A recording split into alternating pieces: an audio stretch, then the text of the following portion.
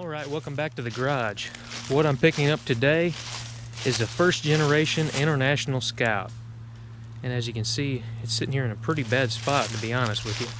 Got my rollback truck sitting here. When I got my Jeep, this is from the same fella. You can see all the way down the hill, there's a combine down right over there. But this hill is extremely steep. That's why in that video I got a thumbnail picture of it sitting down next to that combine, but I couldn't tell you how bad of a grade this is, but it's definitely steep. I got my truck sitting here. Hopefully I can run the bed back enough to where I can just winch it up on there like it is. But let me get this thing set up and we'll go from there. Let's go and look at the project here real quick before I get too carried away. Now this, like I said, is a first generation International Scout. This is, I believe, the military version, or one like it, because it has these weird Dynatrack, I think they're called, hubs. This thing has a 4-cylinder in it instead of the 345 V8, but in pretty rough shape. But I've got some pretty good plans for this. May fill you on that, may fill you in on that, I should say, whenever I get home. But we'll get this thing loaded first, and then we'll get back to the house.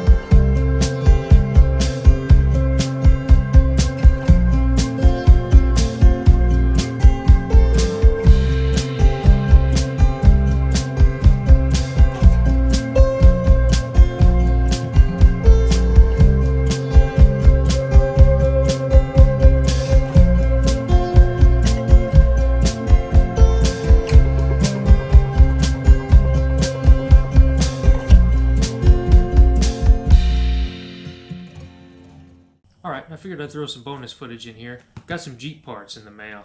These two boxes came from Ohio. This one here came from Alabama. I ordered this stuff off of Rock Auto. I'm not affiliated with them in any way. It would be nice, but I don't think there actually are any humans over there. I think it's all automated, but figured I'd cut these boxes open and show you what I got.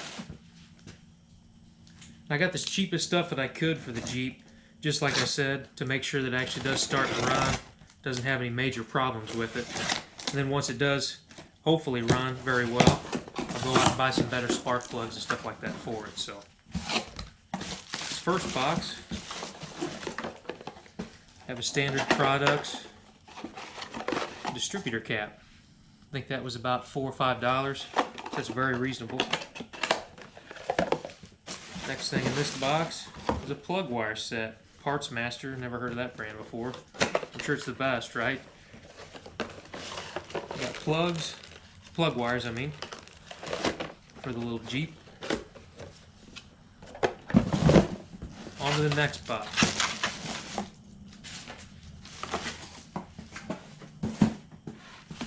Next box, let's cut that open to see what's inside.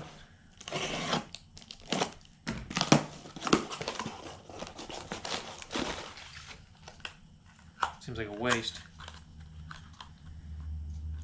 Yep. There you go, for the inside of the distributor. That's quite a waste to send it in a box like that. You think they could have just threw it in with that one, but you never know. This last box must be the spark plugs.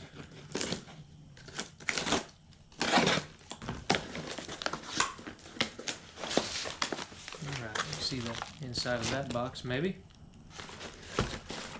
Got 4 Autolite spark plugs.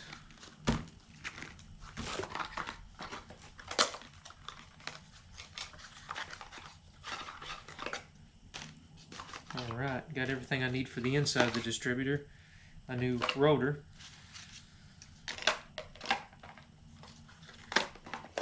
And a new coil. I I believe that's what this is. Yep, got a new coil. I hate not buying parts locally, but at the same time, I priced all this stuff at a local parts store. O'Reilly's is the closest one to me, and it was looking close to $100. And I ended up getting all this stuff shipped to my door on Rock Auto for about $35. So I definitely saved some money. Like I said, I just want to get this thing, see if it actually does start up and run. Doesn't make any noise, doesn't, you know, smoke really bad, anything like that. So that's kind of what I want to do. Just figured I'd show you the unboxing of this stuff. So.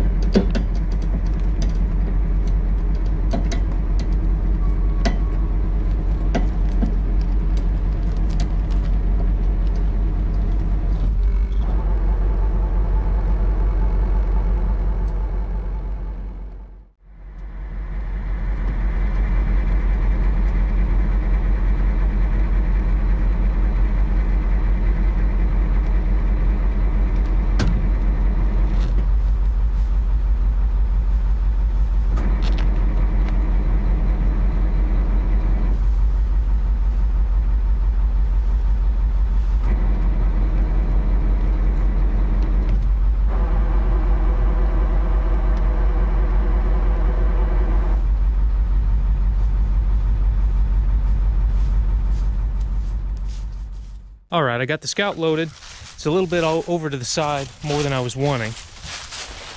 But you can see, if I get back far enough, where I'm standing and where I got the camera is pretty much level.